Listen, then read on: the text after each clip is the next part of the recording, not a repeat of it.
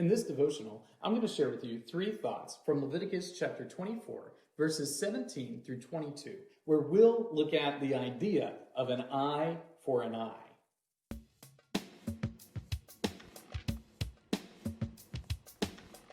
Leviticus 24, 17 through 22 says, "Whoever takes a human life shall surely be put to death. Whoever takes an animal's life shall make it good, life for life. If anyone injures his neighbor, as he has done it, it shall be done to him. Fracture for fracture, eye for eye, tooth for tooth. Whatever injury he has given a person shall be given to him. Whoever kills an animal shall make it good, and whoever kills a person shall be put to death. You shall have the same rule for the sojourner and for the native, for I am the Lord your God."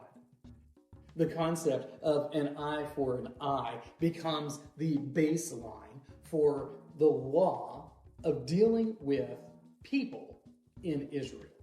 And the idea is really simple and makes a whole lot of sense.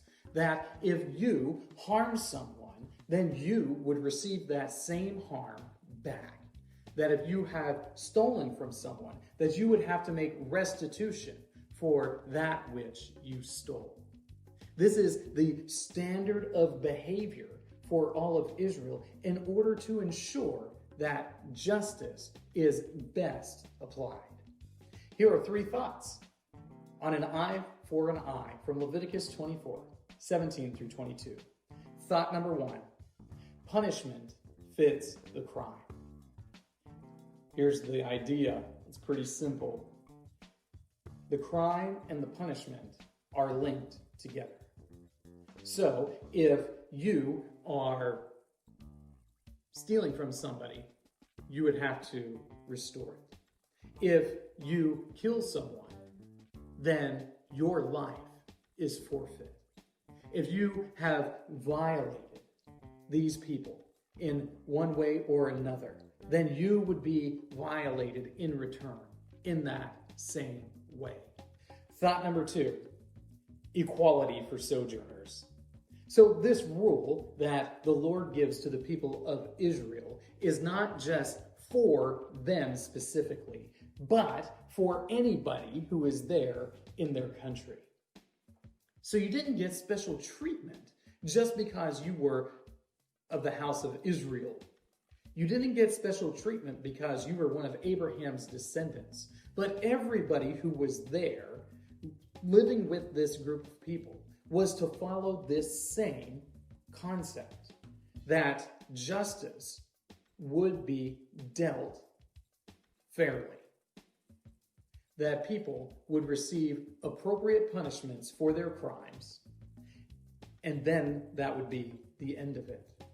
The equality for sojourners means that you wouldn't get special treatment for any purpose, but that everybody would be equal under the law. Thought number 3, restitution made. When there is a loss of an animal and somebody is negligent, then that animal must be restored, life for life. It's the idea of restitution, that a person must be made whole when they have been victims of a crime. This seems very good, doesn't it? It seems just absolutely fair that if you have something stolen from you, when that person who stole it is caught, they must restore to you of equal value the thing that they have taken. If somebody by their negligence loses or breaks something that belongs to you, they must restore it because they are responsible for that piece of property. This concept of an eye for an eye gets turned on its head a little bit by Jesus, who takes it one step further and says, it isn't just that which you do, but it's that which you desire that brings about the equivalent punishment. So, for the person who is angry and desires to murder his neighbor, he has already committed murder in his heart. For the person who lusts after his neighbor's wife, He has already committed adultery in his heart and is therefore guilty of that crime before God.